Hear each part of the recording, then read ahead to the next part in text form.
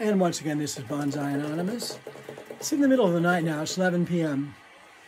I seem to feel better at night sometimes, and that's why I always wear my hat. Yeah, and somehow I feel jazzier.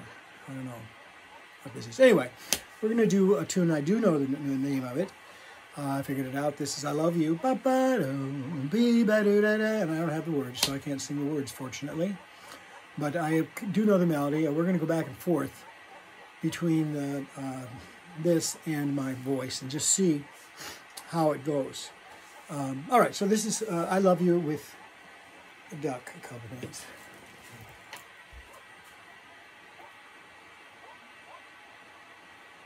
One, two, three, four.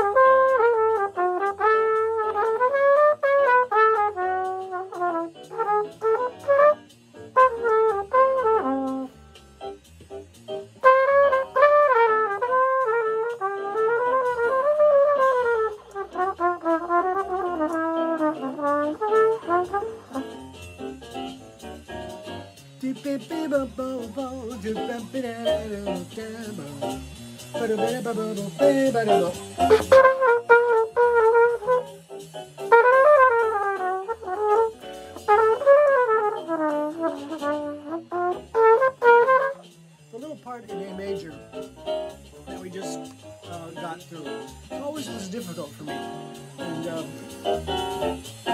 it still is.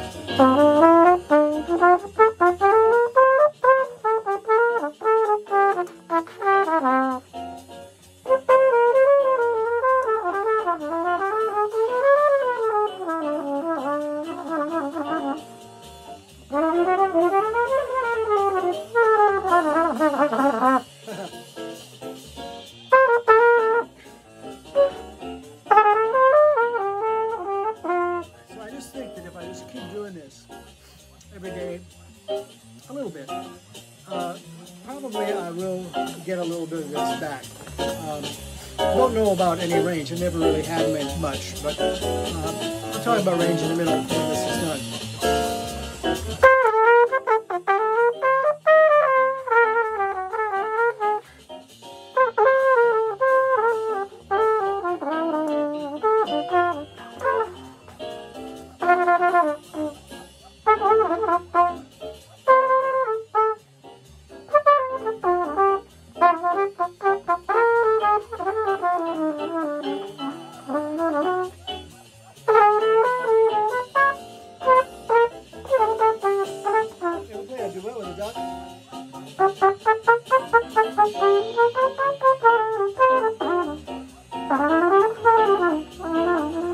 Ducky doesn't have any problem with the chords in any of the tunes.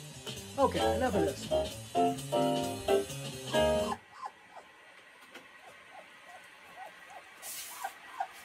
So I wanted to finish this with just a little bit of my opinion about range on the trumpet. And this is coming from a perspective of someone who doesn't have any right now. I might be able, I played a G above the staff. That's about it.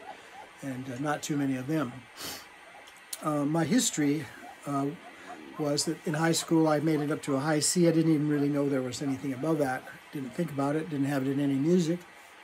Didn't hear anybody do it, I don't think. But when I went to college, I heard a couple of players at Montana State that just had fantastic range. At least a fifth more than me, maybe more than that. And that was an eye-opener for me. And it turned out that with my teeth structure at the time, it was very easy for me to gain range quickly if I just did a few things. And one was get a lot of air, push it through there, and do it a lot. It was easy. It was easy. I remember I heard Rob play a high G in the rehearsal at Montana State. I was just stunned that this, I was stunned. But within a couple of months, I was playing a high G, maybe 1 month. And this was due to teeth arrangement. I had these two teeth, they're fake now, but these two side teeth that kind of the fangs were out, you know, instead of like this, they were out. And they made a little frame for my mouthpiece to go in, I guess. I always went the same place. And basically, my range was only limited by how hard I could blow. And I made it up way above a double high C, just in fooling around. But unfortunately for me, I was young and made a lot of stupid choices once I had this range. And think maybe put myself in a hole that I never did quite get out of by doing some things with the notes I had, because I could. Never sounded good, but it was loud. So anyway, when we went to Arizona, my parents told me they were going to pay for my braces. We talked about this for years, and I had no idea that teeth had anything to do with the range thing specifically. I kind of figured that if they were straight, things would be better if I thought about anything. So we got it done, and I ended up having braces at Arizona State for the last 2 years. And I played my 2 half recitals with braces, a jazz one and a legit one. And yeah, I don't want to do that again. The music was good, the players were great, but I struggled through the whole thing. But somehow they let me through. And then I went for grad school to University of Northern Colorado and met Bill Funn, just a genius trumpet teacher. The guy needs a lot more credit, I think, than he gets.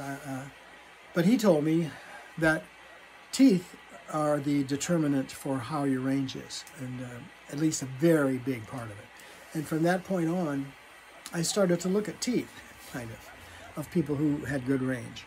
And they usually fell into a couple of categories. Clearly, they did. One is that when the 2 front teeth are not together. I don't know, there's a gap between the 2, they're not like that. That would be John Faddis, great example of someone who just has endless range and has that tooth thing. My last trumpet teacher, Ken Ricci, his 2 front teeth, instead of like this, were like this. There was one in front of the other, just a little bit. I mean, it wasn't terribly noticeable, but that little space where between this tooth and this tooth made a difference. And Ken had when he was really playing, he could go above double high C. He told a story about a good friend of his who was playing for, he was in Atlantic City, and a good friend of his was playing a show at another casino, and the other friend was a great lead trumpet player. I can't tell you who it was. I have a couple of guesses, but it doesn't work to guess, but it doesn't matter.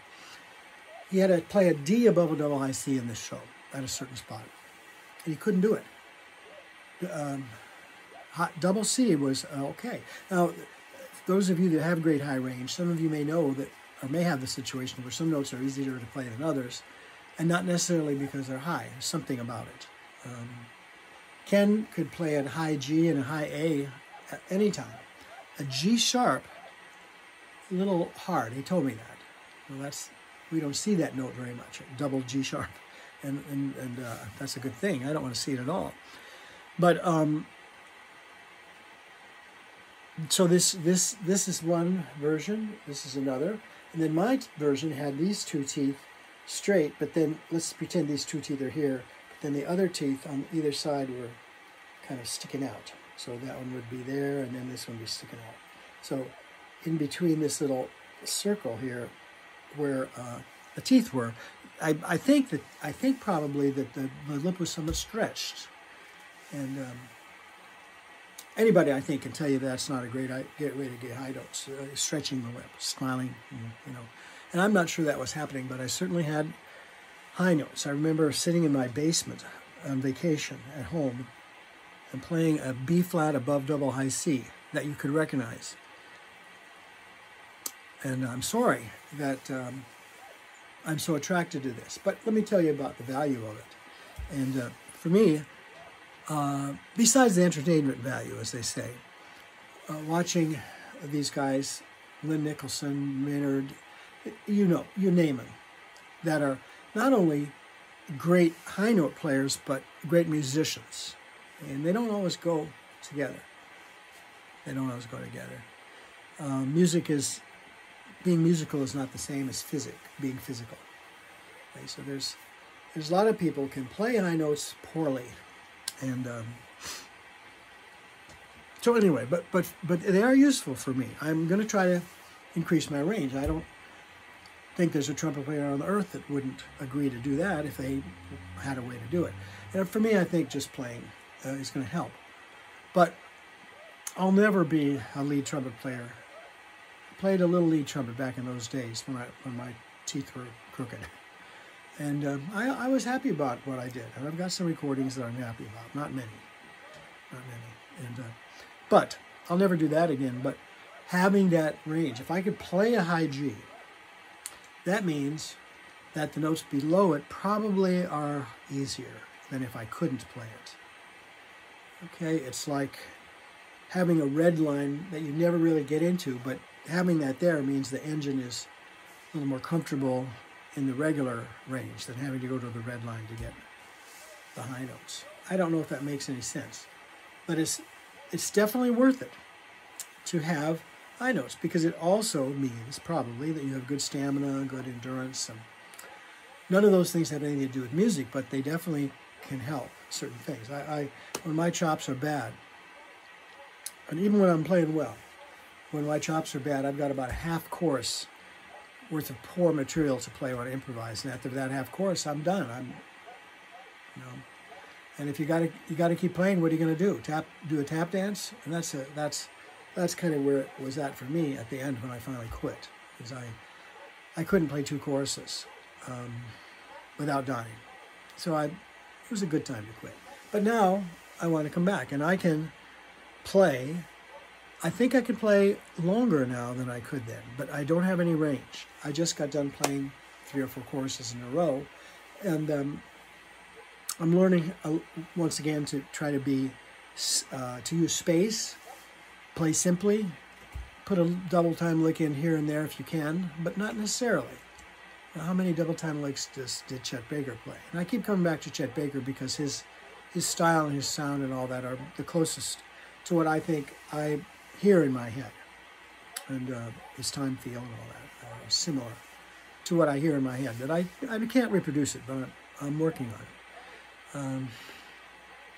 Okay, so high notes are like a buffer. They mean that you're not at the end of your rope when you're playing a high C.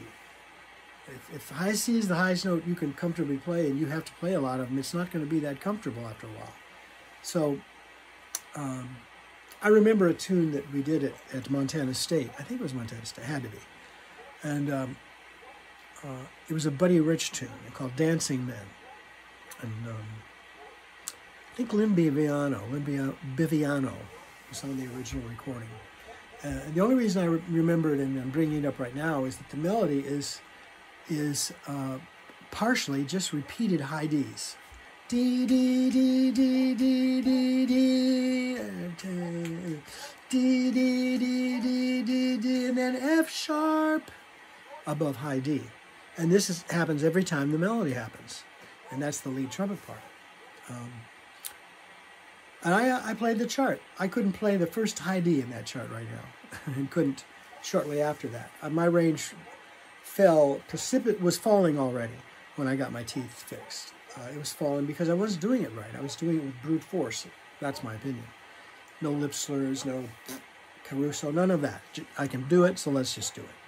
And I burned the candle out. And since that time, I've had bouts where I studied with teachers that got me to play a little higher. Ken got me up to an F, Ken Ricci. That was high enough for me to play second to him when we would do Kenton tribute concerts. Like Dennis Noday has a band, still does probably, that plays a lot of Kenton, because of course Dennis was lead trumpet player for Kenton for some time. And so Ken and I would be in the trumpet section in this basically Kenton band. And he'd be playing first and I'd be playing second. The only thing I couldn't do, and I still couldn't do it, is take a lead part. Even if it only went as high as I could go. I just didn't have the psychological makeup for it. And I don't think I ever did, and I don't now. And the only reason I was able to do it was because it wasn't hard to do what I did before. It wasn't a struggle at that time. So I'm encourage you to work on high notes, but be careful, because there are as many people talking about, as many routines to give you high notes as there are diets. And the one thing about diets and high note routines is that they did work for the person that invented them.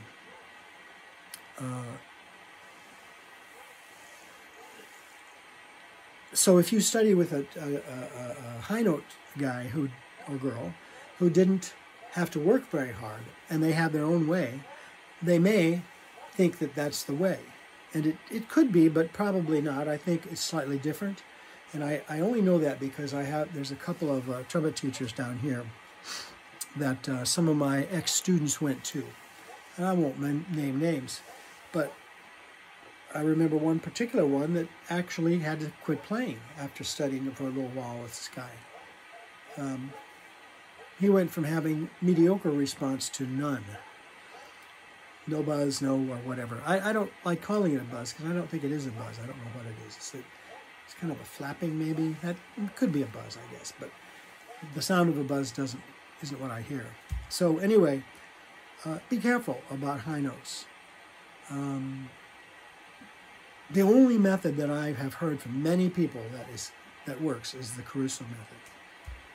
The Maggio one has this thing, which I think is fairly not bad. It's the one that has a picture of the chimpanzee making that embouchure. So what that tells you is you don't want to do this. This is death. This is like a rubber band that's at the edge of failure. You may be able to squeak some high notes out that way. But guys like Ken Ricci, Maynard and Conrad Gotzo and all these guys, they didn't do it that way. It's like, this whole thing is like, but the center is relaxed. And that is a contradiction, and it's really a hard thing to accomplish. So anyway, that's another 20-minute wandering, idiotic 11:30 p.m. post.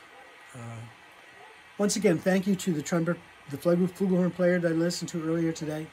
I left a message on his video to have him check mine out and see what he thinks. Now, he's a student, but his ideas are great, and he's got great equipment, and the whole thing is nice. And I'll think about it a little bit, and I might put his name and his channel in here, as if anyone would actually look at mine to see what I'm doing. Anyway, it's 8:59, 20 minutes. Bonsai Anonymous out.